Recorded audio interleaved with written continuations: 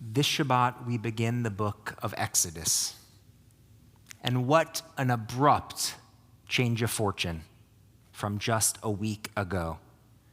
Last week, at the end of Genesis, Joseph, who had risen to the very top of Egyptian society, had brought his entire family, all the sons of Jacob, to live together with him in Egypt. They were prosperous, and they lived together with their Egyptian neighbors in peace and harmony. And yet, just one Torah portion later, this very week, the heretofore friendly Egyptians started killing all of the male Israelite babies. And they subjected every last Israelite to slavery. What possibly could have caused such an about-face? Why did Pharaoh all of a sudden enslave the Israelites? We read in this week's Torah portion, Vayakom melech hadash al Mitzrayim, asher lo yada et Yosef. A new king, a new Pharaoh, rose over Egypt. And this is the key part, who did not know Joseph. Asher lo yada Yosef. He said to his people, look, these Israelites, they are too numerous for us. So let us be cunning with them so that they may not increase. Otherwise, in the event of war, they may join our enemies in fighting against us. So they set taskmasters over the Israelites to oppress them with forced labor. So why exactly did Pharaoh subjugate the Israelites to slavery? We know of no indication that they'd shown any aggression or even discontent with their situation. They were, as far as we knew, happy with their life, and so happy that they were growing larger, having more kids in each generation, because they liked where they were. So why was Pharaoh so afraid of them? Precisely because hu lo yada et Yosef, because he did not know Joseph. You see, to him, the Israelites were not a known variable. The Israelite slavery arose out of a universal human impulse, the fear of the unknown.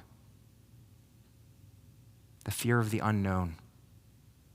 And just this past week, as a new COVID variant swept across our nation, we too are gripped by the fear of the unknown. Will this wave, this new variant, be worse than all the others? Will I get sick even if I'm vaxxed and boosted? Almost 2 years into this pandemic, just when we thought we were coming out of it, again, we wonder how much more we'll have to endure. The wondering, the worry, the unknowability, that is our new normal. So, of course, while COVID has been a pandemic of a deadly virus, and of course it has also been a pandemic of fear. How many nights have you sat watching the news or reading the daily case counts? Or how many nights have you laid awake wondering if you or your loved ones would succumb to it? Too many of us sitting here and watching from home have a loved one who has paid that most terrible price. We have all lived in fear. I remember early on in the pandemic, in March and April of 2020, when I got COVID. That was before we really understood the age skew of the virus. And so as I laid in bed, many nights the fear of wondering if my relatively mild case was going to turn into a deadly one. Oftentimes that fear was worse than the symptoms themselves. And those of us who have had the virus or lost loved ones to it, you know exactly what I'm talking about.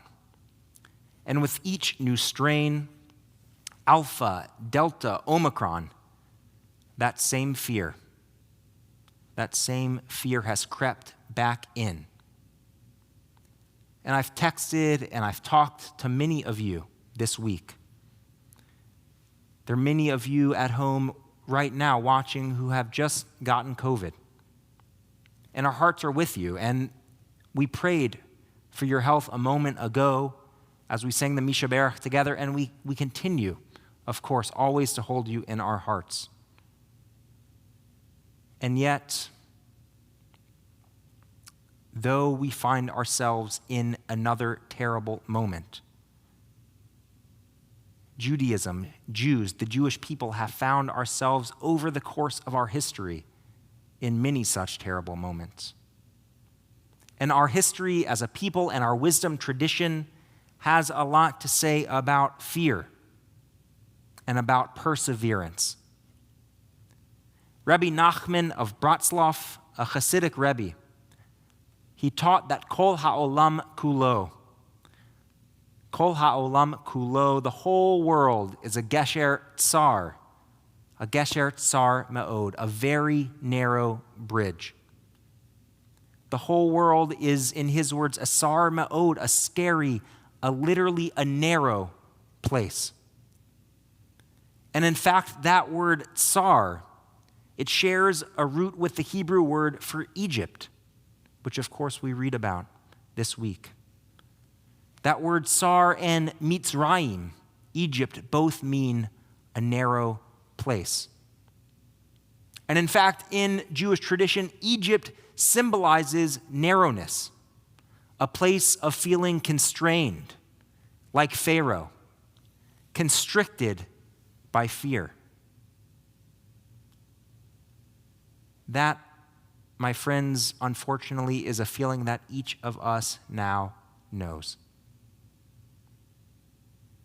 So how does Rabbi Nachman say we should respond to this tsar, this narrowness?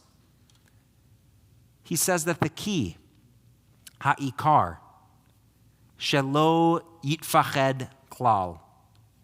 The most important part, he says, is to not make ourselves afraid. He says that he's not saying, not to fear. Of course, the world is filled with scary things, like a deadly virus. He's not saying don't be afraid at all. What he's saying, lo yitfached, don't make ourselves afraid. Don't pile the fear on top of what the situation really merits.